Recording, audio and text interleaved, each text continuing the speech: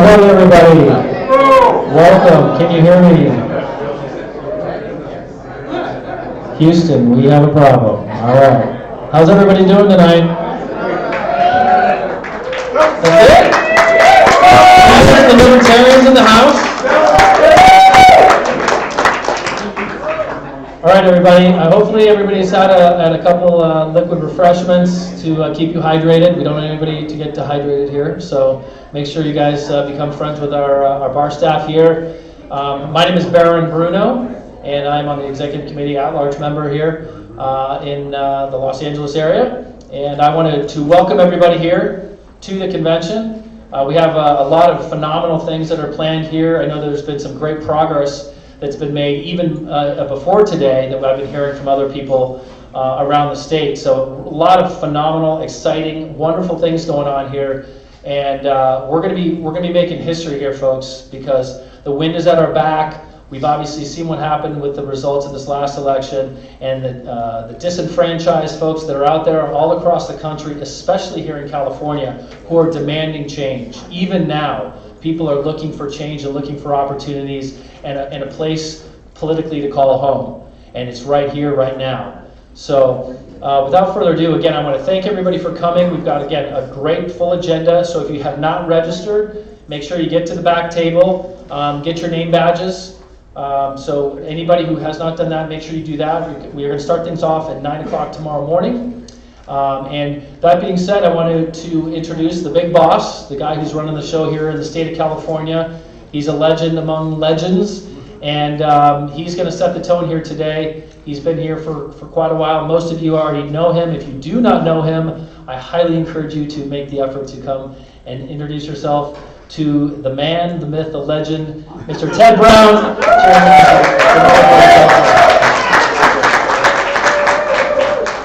Well, thank you, Baron, and thank you all for coming. I'm so glad to see all of you here, and especially that so many of you came so early, so you'll be ready bright and early to listen to our program and do party business tomorrow. Tonight, this is a time to have fun, eat, drink, be merry, but we also have a program. Since we're libertarians, we want to hear a few speeches too. Why not? So what we have is, to get the program going, I'm first going to introduce one of our executive committee members, Alex Appleby. He's going to introduce our first speaker, and then we'll go from there. Alex?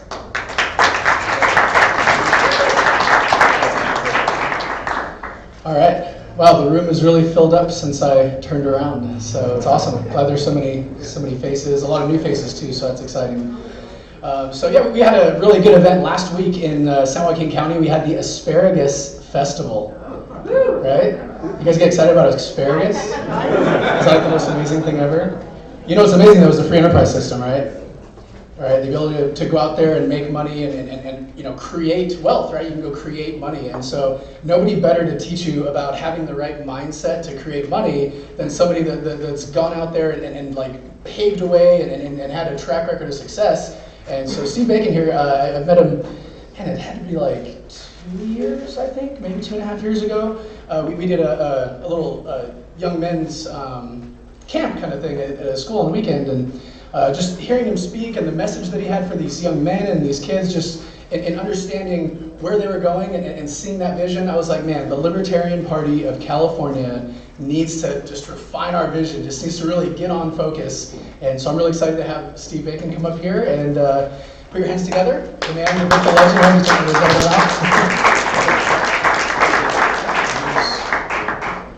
This. Hello? Yep. Can y'all hear me? Yep. Great. So, first of all, how y'all doing? Good. How the rest of y'all doing? Okay, guys, come on. I'm gonna crack a few jokes.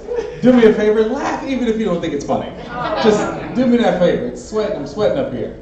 I do want to thank Alex for asking me to do this, and he asked me about 48 hours ago. And I want to speak the truth, because I want to share with you why I want to use that to talk about, or give you the reason why I'm going to share the message I'm going to share today. So Alex and I met a few years ago, like he said, at a young men's event. And I'm going to share my story with you in a minute so you can understand the passion of why I have what I have for speaking to the youth, why I want to speak to the youth so much. And he asked me about 48 hours ago, he said, hey, would you mind doing a short talk? And I said, about what? He said, I don't know. And I said, well, where am I speaking at? He said, the Libertarian Party of California Convention. I said, oh crap. I said, yes, I will do it. And I had absolutely 100% no idea what the Libertarian Party was 48 hours ago. There's significance to that. Stay with me. I had absolutely no idea what it was. So, out of pure panic and curiosity, I started to research everything I possibly could on the Libertarian Party and what the movement was all about. How many folks in the room were born libertarians? You were born libertarian. How many folks in the room converted, for lack of a better word, converted to libertarianism? Raise your hand, make some noise. And you converted. And I was talking to Elizabeth, I don't know where there she is. I was talking to Elizabeth, and she said there are two types of libertarians, right? Those that were born libertarian, and then those that were screwed into libertarianism. And I said, and so when I came in the door, for those of you that got a chance to meet me, I started to shake your hands and I started to ask you, why are you libertarian? Why? What drew you to libertarianism? I'm new. I don't know anything about libertarianism. What drew you to libertarianism? And I got some really profound answers. Some answers I didn't understand because I'm not that smart. Some of you are really smart in this room. And then some answers spoke very plain English to me. Like boomer. Where's boomer? Boomer, very plain. Thank you, boomer. So, here's where I'm going with this. So I did a lot of research over the last 48 hours about what libertarianism is. And I'm sharing this with you because I want you all to understand why it's so important you do what you do. Why it's so important to reach out. I'm 32 years old. I know I don't look it, but I am. See, that was a joke. Thank you. Thank you. Somebody who's on my side. Thank you. So I started doing research, and the first thing I heard was libertarianism, in a nutshell, is keeping Democrats out of your pocket and Republicans out of your bedroom. Right? That was the definition. I said, okay, I can get with this. And so I started to do more research. And when I mean research, I mean YouTube. YouTube was my research. And I started to look at everything I could possibly find on libertarianism. So here's what I found out. I actually agree with about 90% of what libertarianism stands for. This is the crazy part. Now, let me backtrack. Growing up, I went to 14 different schools growing up. I grew up right here in the Bay Area. I lived between Hayward, Oakland, LA, and Atlanta, Georgia. My mom got addicted to crack cocaine at 6 months old. After my dad broke her heart, she lost it. And I went into what I call inner foster care. Inner foster care meaning I went from relative to relative rather than from foster home to foster home. And so by the time I graduated high school, I had already went to 14 different schools, which forced me to learn how to make friends, which forced me to really learn about other people in different groups. It was one of the greatest tragedies in my life, but also one of the greatest blessings of my life. At 8 years old, I met my dad, sort of, and he took me away to live with his family, and we had a very terrible relationship. And at 15 years old, I threatened to kill my dad. My relationship with him was so bad. I'm going somewhere with this. My relationship with him was so bad that I threatened to kill him. And so he put me on a bus in Georgia, sent me back to California to live with my grandmother. At 17, I signed up to serve for the United States military. Part of it was for 9/11. The other part was to just get away. I needed to go. And that was the only option that I can see for going. At 18, I got married for the first time. Divorced by 18 and a half. It's a military thing. You meet on Monday, engaged on Wednesday, married on Friday, divorced on Sunday. Don't judge me. So, at 19 and a half, 20, I got married again. Shows you I didn't have any type of guidance or whatsoever. But here's the thing. At 19 years old, I took a loaded shotgun and I put it in my mouth and I pulled the trigger. Because I had it.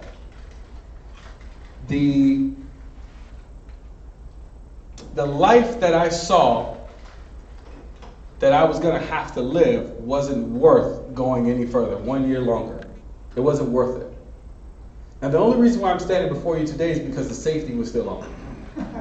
I don't know if that's a universal plan, but and I was too chicken to try it again. You hear that click? Your whole life changes.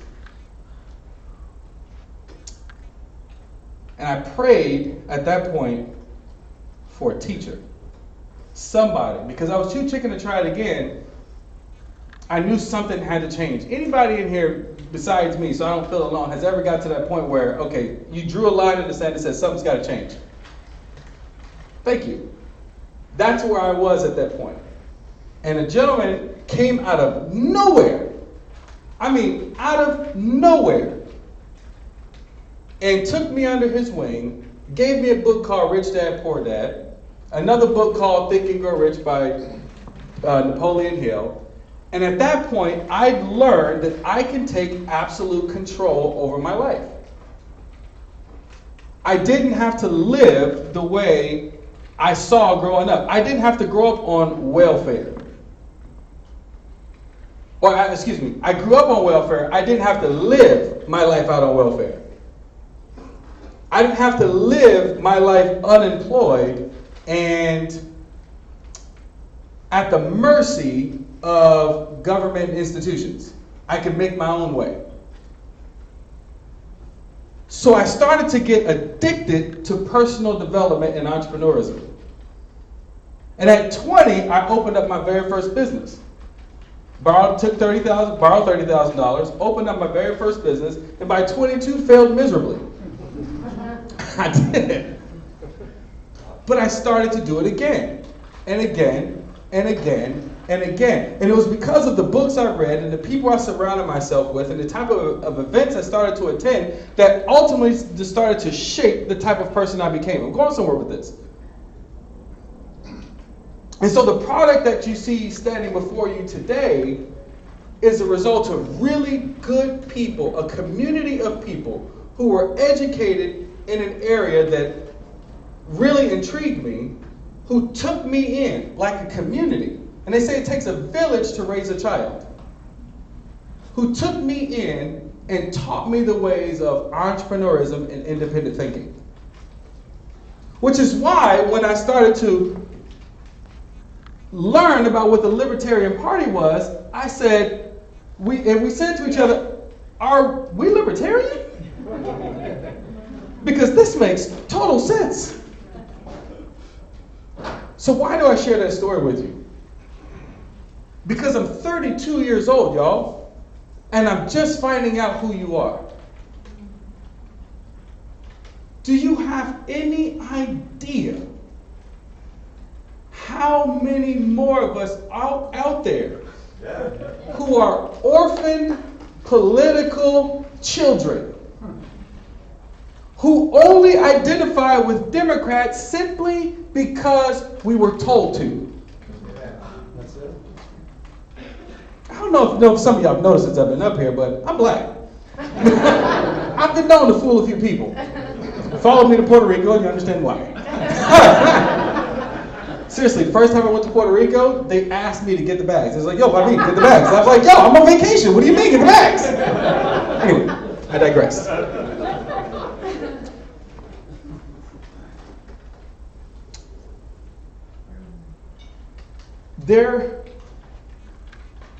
Growing up, I was taught, vote Democrat. Because Republicans are racist white people who don't like you. Keeping it real. Can I keep it real? Yeah. This is what I was told growing up. When I opened my first business, and I got taxed for the first time, said, I think I'm Republican. Because this ain't right. This is my money. Right? But there was a lot of social things that I didn't agree with. Because my mother is gay. I've never known my mother to be with a man. I was too young to see her with my father. So, although I agree with the taxes part, there were some social things that I didn't agree with. And there were, on the social issues, there were things that I agree with on the Democratic side. But on the money side, I'm like, y'all got it screwed up. You can't have my money either. And I'm the type of person that took myself up by the bootstraps. You built yourself by the boot, right? You decided to make a way for yourself. But the thing is that I didn't do it by myself.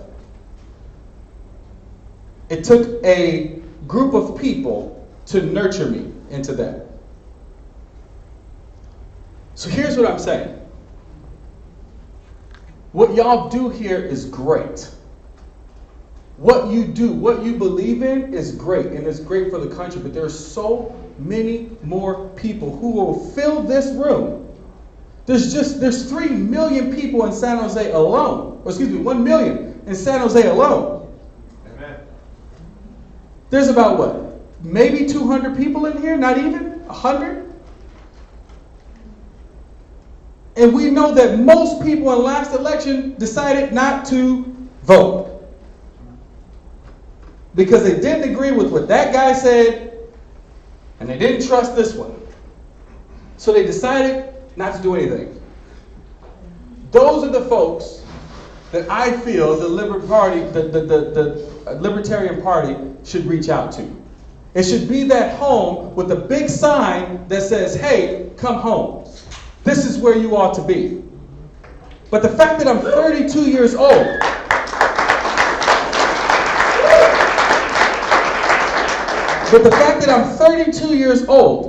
and I'm just now hearing about the Libertarian Party is a problem. Are y'all with me? Oh, yeah. Because there are millions upon millions upon millions of people who agree with you and who agree with me. But we have no idea you even exist.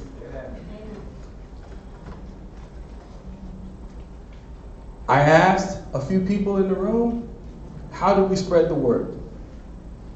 How does the word get spread that there's a place for people to go?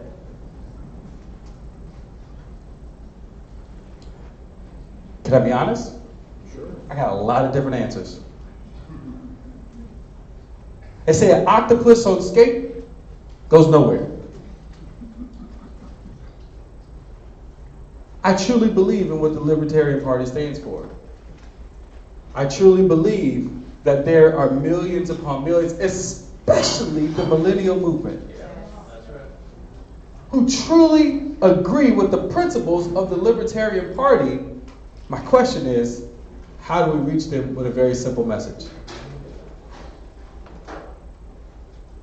I've come to learn that a lot of you all are really smart. Me? I got a PhD, a public high school diploma.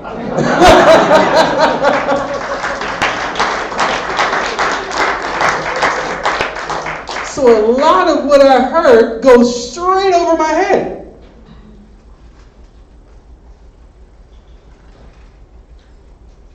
Speak directly to us.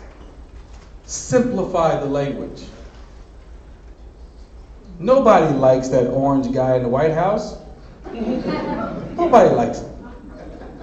But he spoke plain English. To this day, nobody understands what he stands for, but he speaks plain English, which is good enough for most people, unfortunately.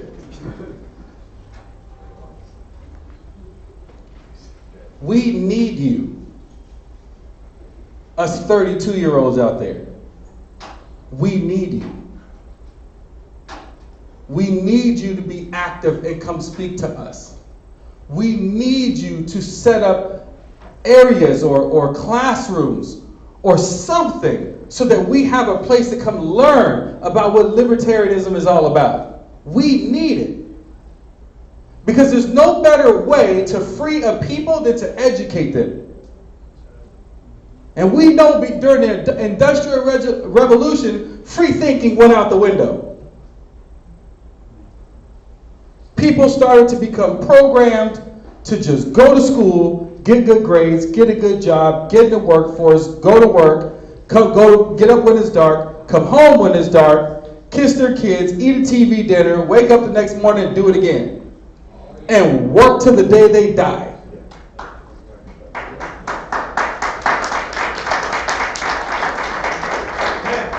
But there's no better way to create more free thinkers than to go out and educate. So I share my story with you to simply ask to become more active.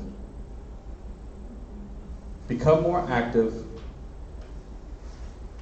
and find a way to simplify the message so that those of us who are without a home can find you. Thank you.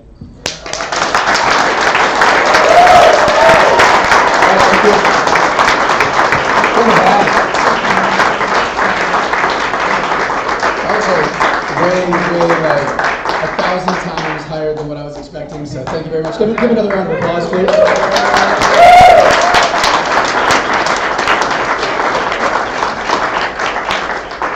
Okay. Well, Steve, thank you very much. That was a great speech. And he's the first of many great speakers we're going to have this weekend. In fact, some of them have arrived already here at the hotel and were in this room before. I'm not sure if they still are. I know our two keynote speakers are here, Richard Fields for Saturday and Matt Kibbe for Sunday. So they were here, and just two of many of our great speakers. But now it's time to hear from a couple of candidates. And as you know, I've always been a great supporter of having a lot of libertarians run for office. Because usually people don't really pay attention to politics except during a political campaign. They are thinking about other things for some strange reason for the rest of the year. And then, on about September or October, just before the election, they start thinking about politics. Well, that's when we need to be there. We need to be out there letting people know there's an alternative, the libertarian alternative. And but you got to start early, though. Campaigns take a lot of time, a lot of money, a lot of effort, and we have a couple of fellows here who have actually announced their candidacy for governor already. The election is November 2018, but the filing, you start taking out papers in February next year, so we're less than 10 months away from taking out papers, and so there's a lot to be done. So why don't we do it, I'm going to introduce them the same way as when they were in school, in alphabetical order. So let's start with Zoltan István. He is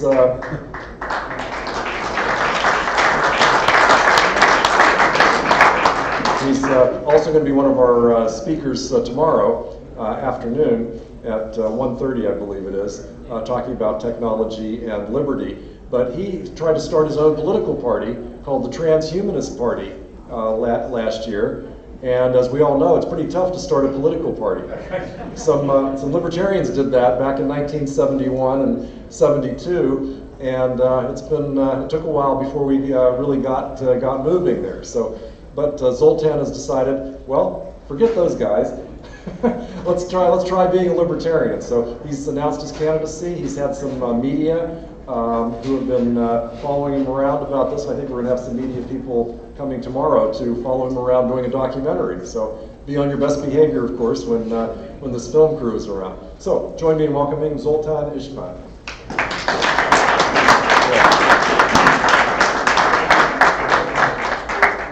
Hello, everyone. you guys hear me out there with this? No. No. Let's try there. Here we go. Okay. Hi, everyone. As Ted said, my name is Zoltan István, and despite the strange name, I was born in America in Los Angeles, but the name is Hungarian for those who are wondering. And I have declared my run for California governor. Let me give you a little bit of history about me, because I guess I come to the Libertarian Party sort of new. I think the most important thing to know, though, just so you understand that it's not I'm not a virgin here. Gary Johnson did ask me to interview to be his vice president before he chose Governor Bill Weld. So I come with some experience. In my novel, The Transhumanist Wager, which was a bestseller, #1 bestseller in philosophy, ended up becoming, I guess, compared to Ayn Rand's Atlas Shrugged, over 1,000 times in writing. And so it's very much a libertarian novel, even if it is militant libertarianism. But let me begin a little bit more with outside of, I just wanted to justify my libertarianism, because I know some people think I come with a little bit too left-leaning baggage. But I began my career in my 20s as a journalist. First off, I graduated from Columbia University with a degree in philosophy, and then went on to work at National Geographic. And I spent about 4 or 5 years working in war zones. I did quite a bit of conflict coverage, and where I saw a number of dictatorships and a number of governments being toppled by either different types of other governments or just basically all-out war. It led me to come to many of the libertarian ideas that I have had today. Essentially that less government is better, lower taxes, and especially the idea that we all have a right to our own bodies as we want to do. I've seen rape victims, murder victims, all sorts of terrible things in my coverage for National Geographic. If you end up Googling my name, you can see a lot of the videos out there. I did a lot of on-camera stuff for National Geographic channel as well. But it brought me to a libertarian mindset early in my life, probably around my 30s, at which point I then sort of started, I guess, considering very seriously libertarian ideas. The idea is, mainly, once you've seen war zones, you realize how precious freedom is.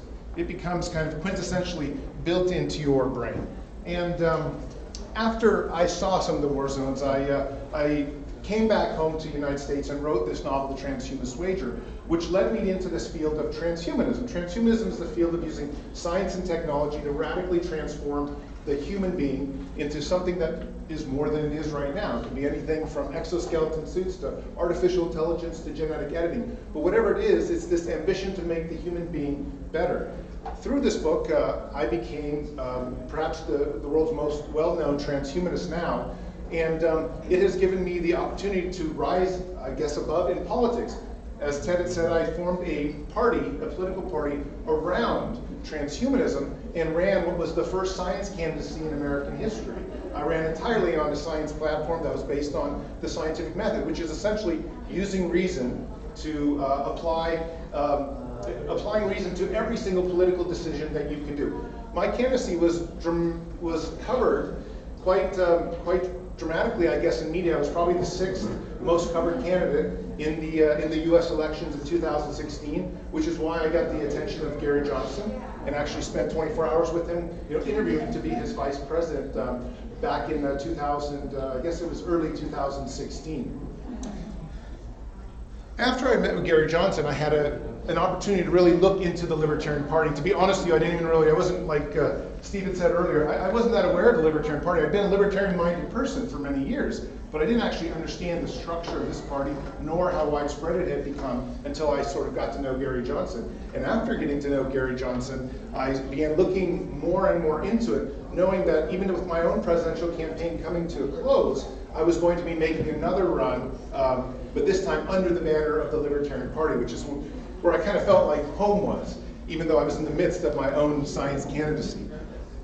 Which is how I ended up here, because directly after November, I thought what was the best way to come forward and share values of science, values of technology, as well as values of libertarianism. And I realized that would be to make a run for the California governorship, because I live in the state of California, and it was a great place to take a lot of the media visibility that I was getting and translate that into promotion of libertarianism and promotion of radical science. So early in, I think, January, I made the decision, and my campaign has been broadly covered. The Los Angeles Times has me listed as one of the top 10 governor candidates right now. Politico, in the meantime, New York Times, a lot of other people have either covered me or covered me for the transhumanism that I'm doing.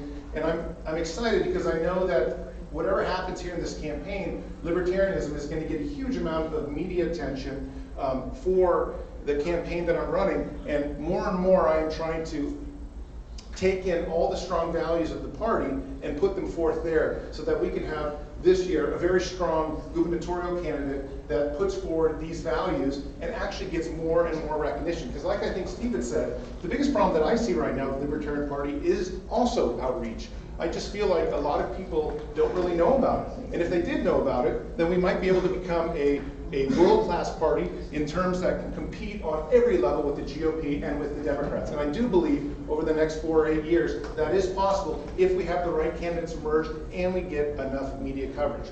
So tomorrow I have a speech at 1:30 and I'll be talking about technology, about genetic editing, about artificial intelligence, and how these will all be affecting the future of not only the libertarian movement, but also the future of everyone, of your jobs, of the economy, of taxes, of things that matter a lot to us, family life. So please come hear me speak tomorrow, and thanks so much for coming here to this convention. I hope you all have a great time, and I'm looking forward to meeting every single one of you. Thanks so much.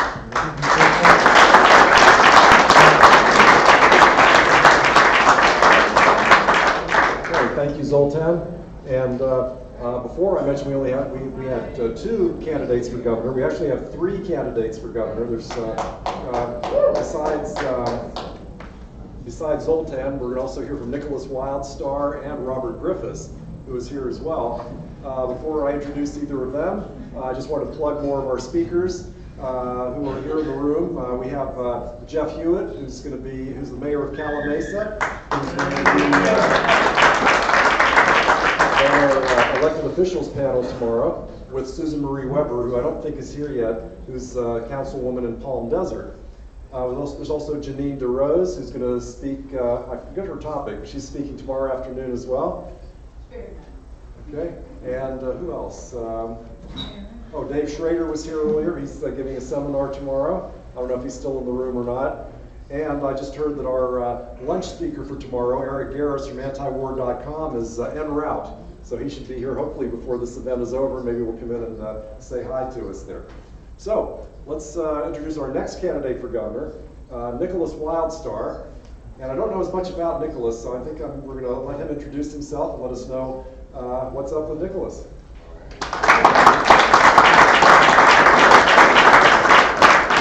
Hello, everyone.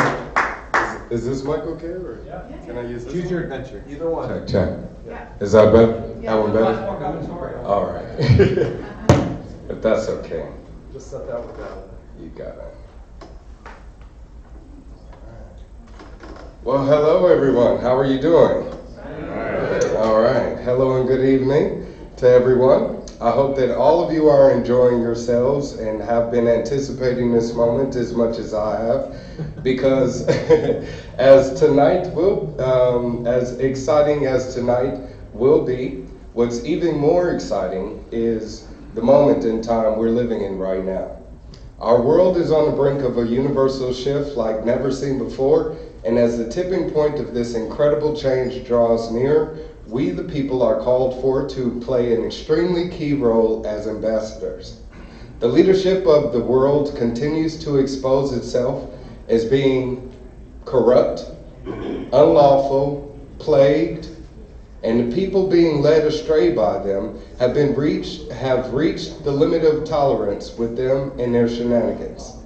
More people want government gone completely and out of their lives entirely. More people are demanding to finally be free from authoritarian control. I myself saw this with my own eyes firsthand as I marched alongside Occupy LA members.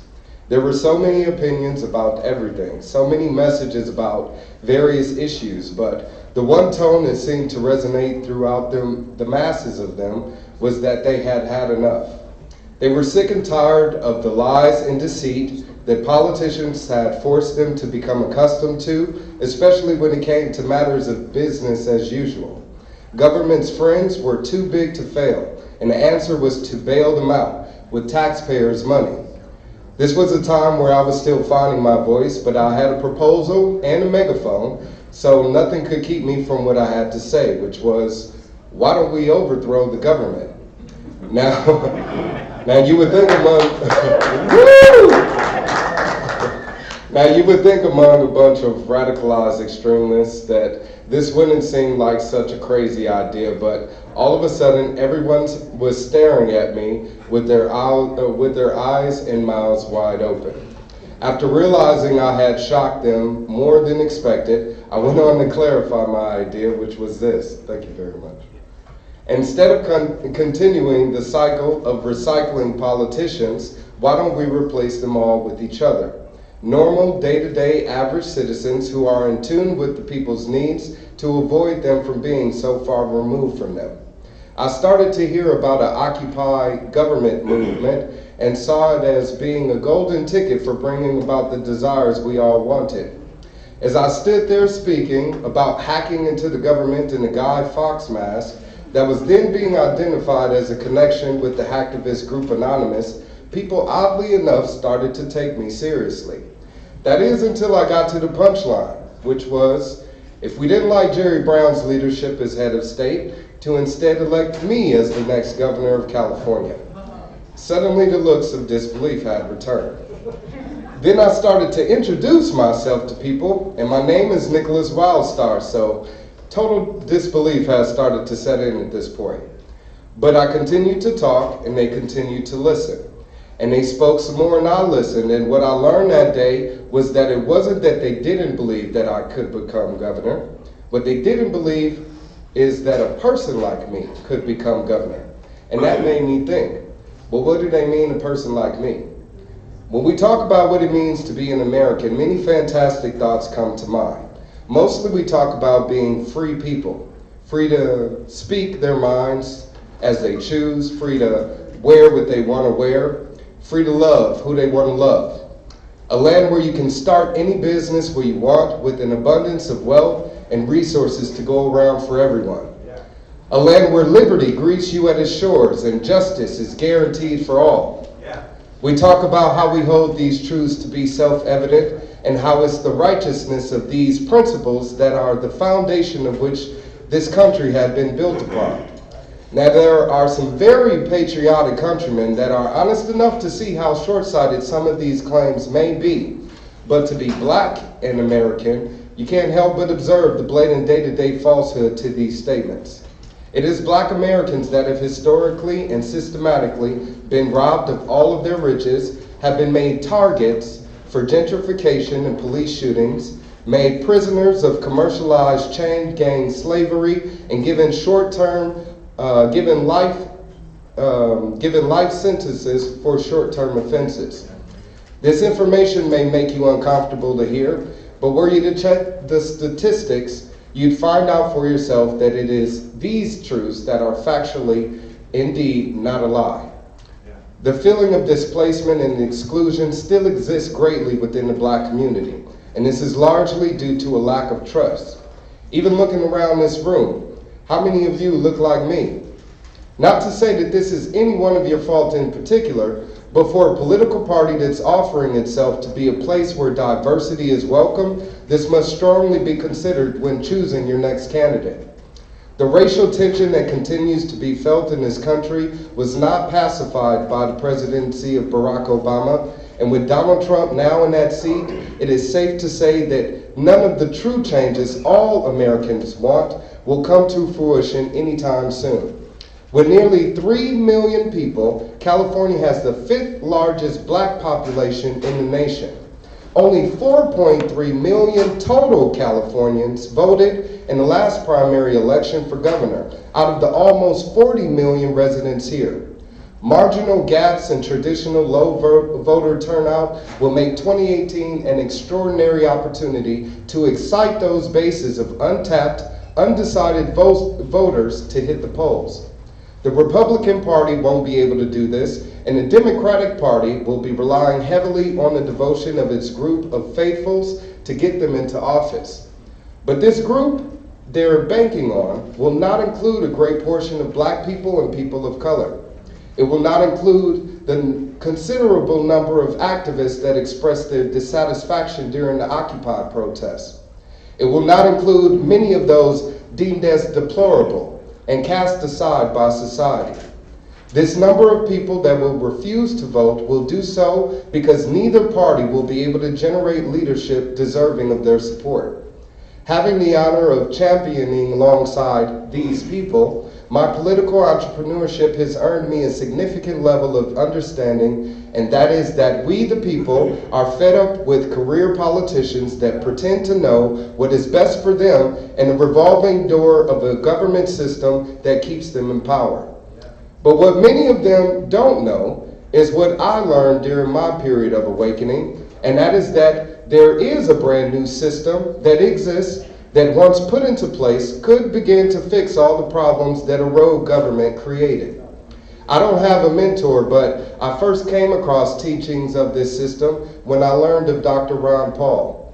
He spoke so inspirationally about a concept we all know of as Americans, but seem to have forgotten: liberty. It is the loss of liberty that has allowed an elected group of thieves to steal away our freedoms and rights as free people, steal out of our pockets with taxation, and steal away our values as human beings by degrading the fabric of unity that binds us together. When I learned of liberty, I studied it diligently and vigorously, and I have come to the realization, my friends, that the time has come for liberty to be restored.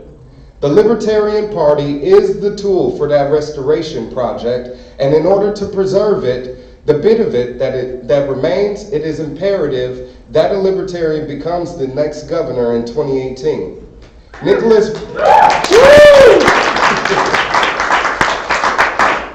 Wildstar needs to be that candidate to articulate that the deliverance we've all been wanting and hoping for can and will come through liberty. We've heard before of this mountaintop that we're destined to reach together, and my brothers and sisters, I am here to tell you that I have seen and I know the way to the promised land. Give a person like me the torch of liberty to carry, and I will take you there. My name again is Nicholas Wildstar, and I implore you all to support my candidate for governor in 2018. Thank you all for your time, and may the light of God and liberty shine in each and every one of you. Peace and blessings.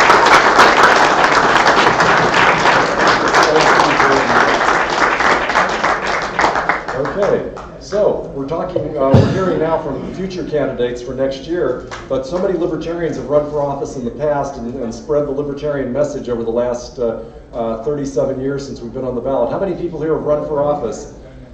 Look at this. How many other groups of people are you going to see this? All these folks have run for office and have shown the libertarian colors to the public, and of course more will be doing the same next year. So there's another gubernatorial candidate. In fact, he announced his candidacy on the internet recently, and I don't know much about Robert Griffiths, but let's hear from Robert and see what's going on with him. Robert Griffiths.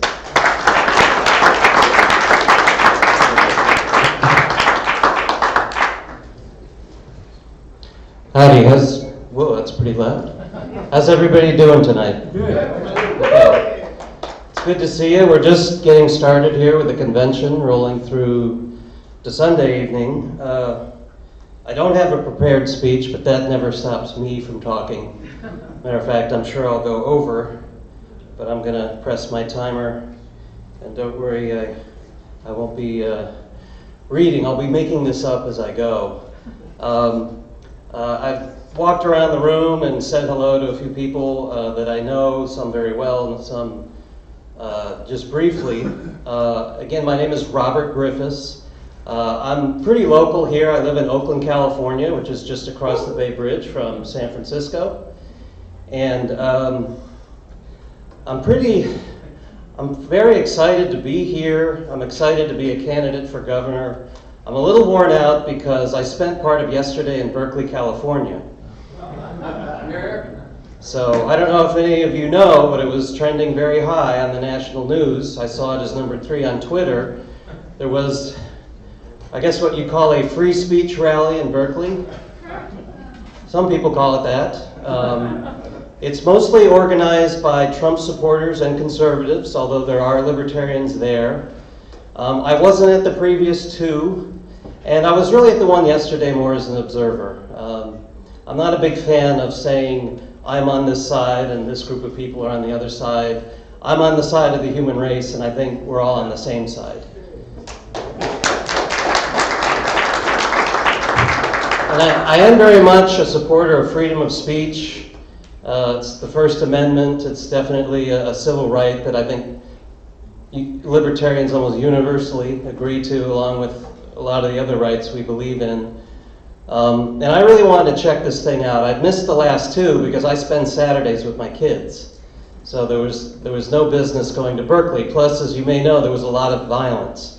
There are so-called left-wing anarchists, although I kind of like the word anarchist in a different context, actually.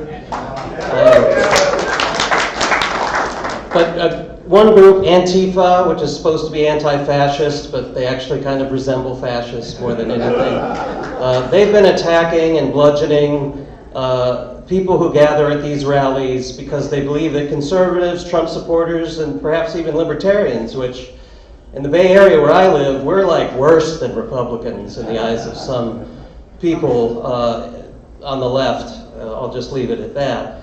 I actually came face to face with this on Berkeley, and I live just 3 or 4 miles from campus. I had a ticket to see Milo Yiannopoulos on February 1st, which was a Friday, and that's where the fracas really came out. There was violence that night. It made national news. And frankly, it was traumatic for me to be there. It was like being in a car accident.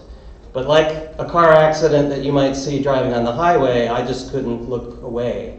And I stayed there for many hours that night. And I anticipated the possibility of violence in Berkeley yesterday, and there wasn't much of any, and that was a great relief. So I'm relieved that people are talking and talking to each other without beating each other up and blowing each other up. And I think that's really important that those conversations take place, particularly among some elements of the left and right who really hate each other. So I'm still coming down from that. It was pretty tense and exciting, but I wasn't going to miss it.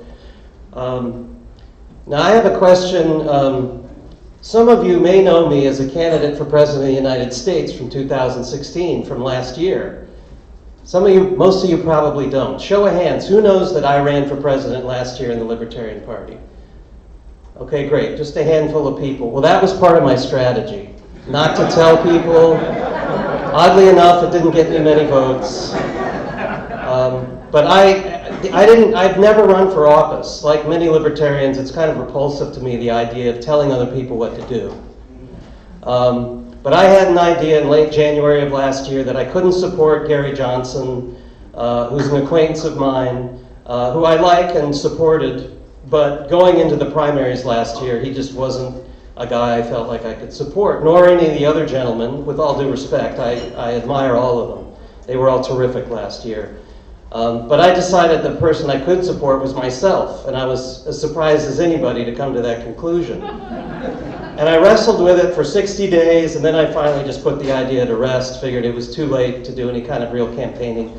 But after meeting John McAfee at a fundraiser in San Francisco, and after being encouraged by Austin Peterson and his supporters to go and support him at the convention, I did book a flight to Orlando, and I was there. And I decided, what the heck, I'll file with the FEC and put up a website and go ahead with my dream of being a candidate, with little to no expectation of making any kind of splash. There was a vote Saturday, which enabled people to be in the C-SPAN debate Saturday evening in May of last year, and also that qualified people for the final ballot Sunday morning. And I didn't expect to get any votes, because I talked to maybe a dozen people tops, and maybe half a dozen remembered my name. But somebody did vote for me, other than myself. I was an alternate delegate. I couldn't nominate myself. I got one vote, and I was very encouraged by that. I took pictures of the screen. I saw my name at the bottom with one vote, so First time, other than when I was voted most likely to succeed in high school, that I've gotten any public acknowledgement. And one thing people said to me was, Rob, President of the United States is kind of a big office to go for your first office. You really should start a little smaller. Why not city council, state assembly, that sort of thing? And as I announced my candidacy for president in 2020 online, people said this, and then somebody suggested I run for governor. And I said, well, that's a smaller office than president. So I'm taking the big step down to governor of California, and I'm starting much early, and it's still very early, but I'm really excited to be here at the Libertarian Party of California State Convention this year, and to be here as a candidate for governor. Thank you.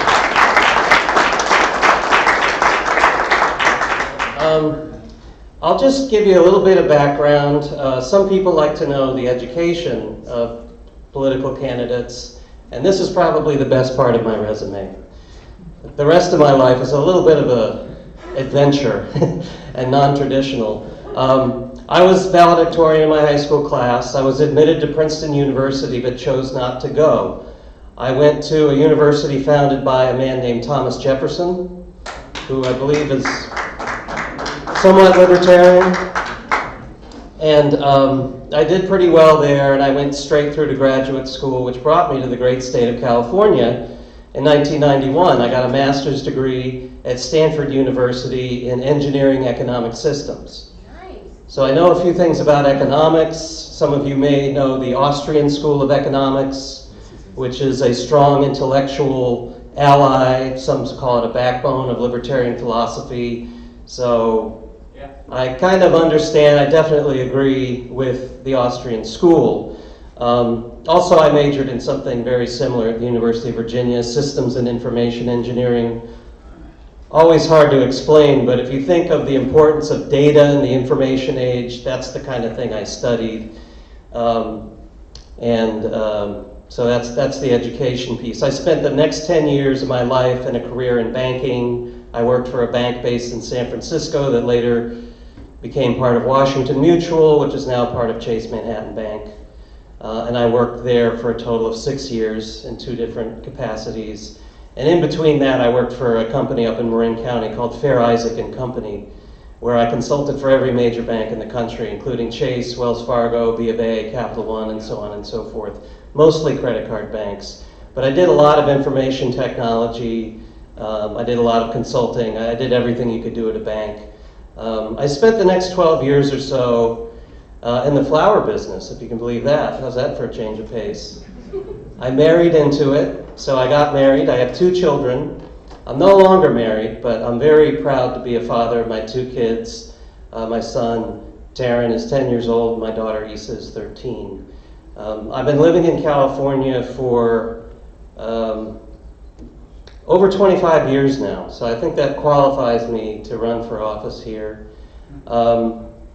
I asked Gary Johnson a question. I've known Gary Johnson since 2011. I kind of latched on to Gary when he was running as a Republican for president, and then just kind of followed him to the Libertarian Party, even though I've been voting Libertarian going back to at least Chuck Badnarik and possibly as far as Harry Brown in '96, although don't quote me on that. But back in Orlando last year, I had a burning question for Gary Johnson, and there was a Thursday evening debate very early in the convention. All the attendees weren't there yet. And I asked him a question of why he wanted to be president of the United States, why he wanted to be the Libertarian nominee, and I was hoping he would answer what my answer was. And let me just give you my answer. My answer, and this is the altruistic answer, the answer that you kind of give, not necessarily the personal answer, but I want people to lead more peaceful and prosperous lives. And that's it. I want people to be safe and to feel safe, and I want them to have more money in their pockets. It's pretty simple, and I think, thank you. And when people ask me, what is a libertarian? Because I've pretty much been one my whole life, really. I didn't know what one was until I learned about it at Stanford when I was 23, when I took a course called A Voluntary Social System. from a very good professor who explained voluntarism about as good as Dr. Ron Paul, and I was pretty hooked from there. But I like to explain it similarly to a gentleman named Walter Block, who's an Austrian school economist, who some of you may know.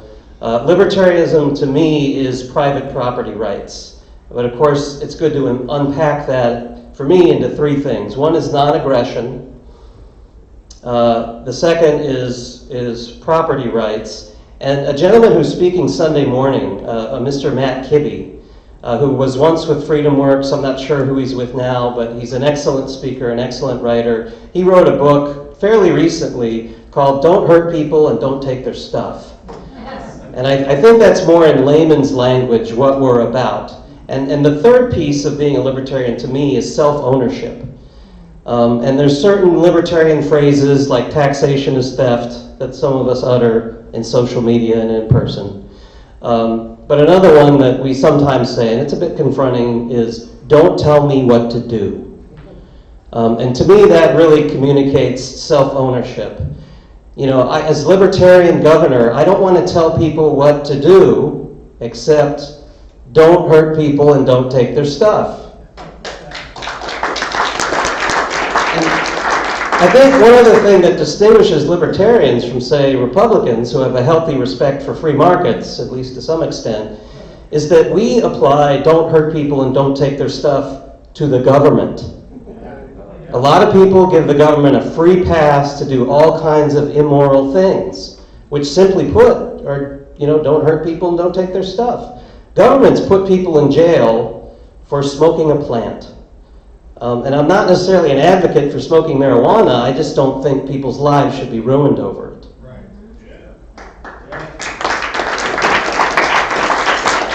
So I think, you know, as a libertarian candidate for governor, you know, I need to go about campaigning differently because libertarian candidates, let's be honest, haven't done well for a variety of reasons. So I feel like, and somewhat on the heels of populists like Bernie Sanders and Donald Trump, who love them or hate them, they resonated in part because of their simple populist messages.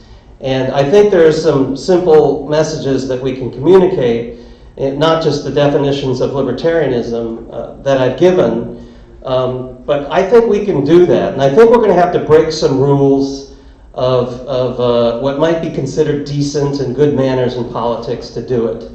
I don't think I really have time at this point to go over my platform as I would pitch it to libertarians or how I would pitch it to the general public in California.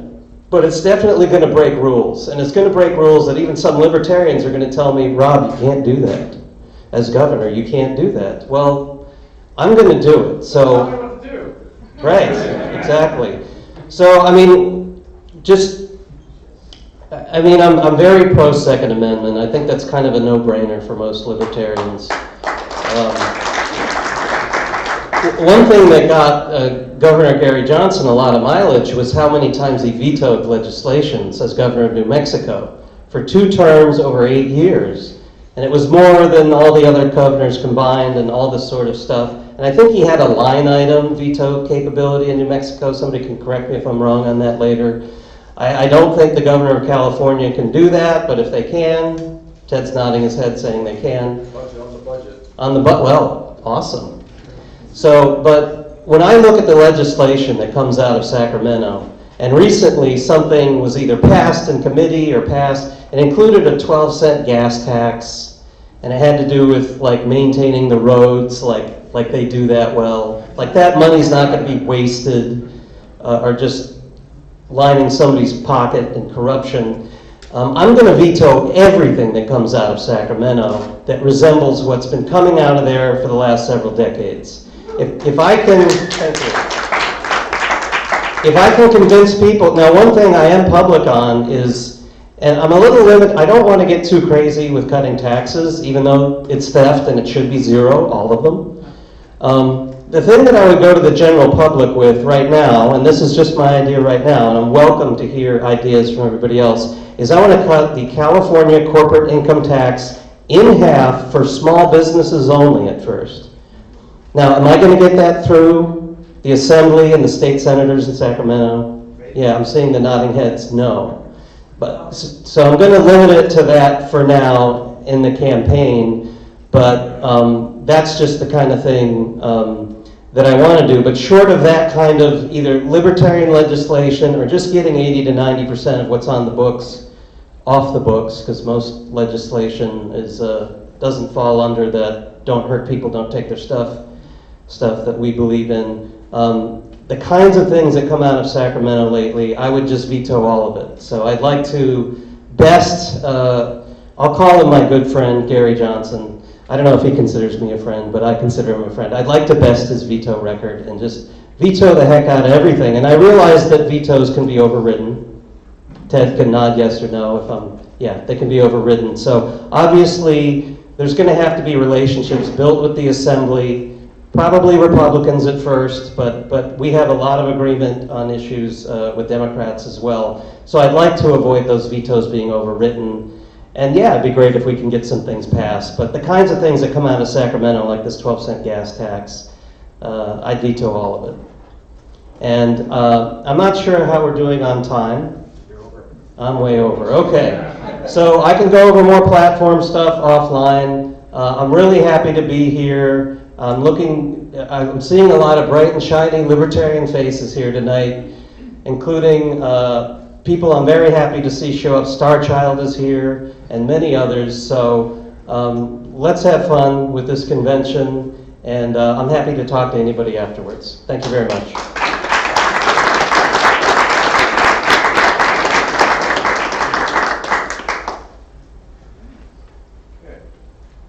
Thank you, Robert. Thanks to these three candidates for governor. I certainly like what I heard, and I think we're going to hear a lot more from them over the next year, and that's a good thing. So, but there's also a lot of other offices that are up for election in 2018. Besides governor, there's a lot of other statewide offices like lieutenant governor, secretary of state, attorney general, controller, treasurer, an insurance commissioner. The entire state, well, the state assembly, half the state senate, the whole congressional delegation, a U.S. Senate race. There's a lot out there.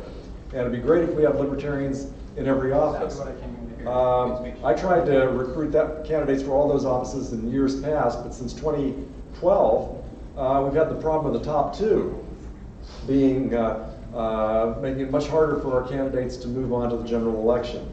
So we still need candidates. We need them for every one of those offices. We need to get our views out there. So I urge you to run. Let me know if you're interested. We can talk about it. I'm thinking of running again next year. It's been since 2008 since I ran the last time, but there's a lot of different potential ones, like lieutenant governor on a platform of abolishing the office of lieutenant governor.